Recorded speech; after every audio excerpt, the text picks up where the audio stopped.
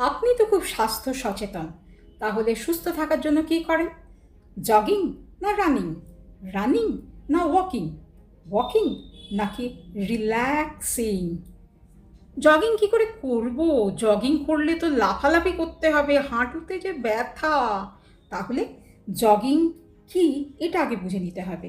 জগিংয়ের অর্থ ধীর গতিতে দৌড়ানো বা জোর গতিতে হাঁটা। বোঝা গেল তো? তাহলে জগিং করব কেন? 1. ওজন নিয়ন্ত্রণে থাকে। 2. শরীরের অতিরিক্ত ফ্যাট কমে যায়। 3. জীবনে বাঁচার প্রতি মোটিভেটেড হওয়া যায়। 4. মস্তিষ্কের কর্মক্ষমতা বাড়ে। 5.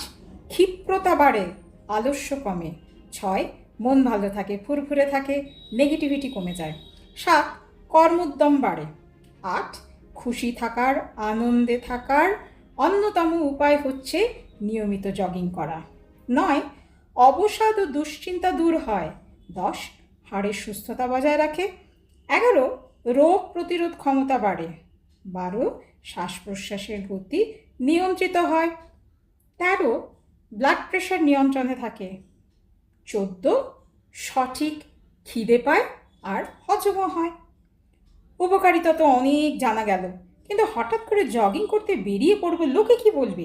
আরে না না, লোকে আপনাকে দেখে মোটিভেটেড হয়ে নিজেরাও জগিং করতে শুরু করে দেবে। আর মাঠে ঘাটে জগিং করার দরকারটা কি? বাড়ির ব্যালকনিতে বা ছাদে কিন্তু চুপি চুপি জগিং করাই যায়। কি বলেন?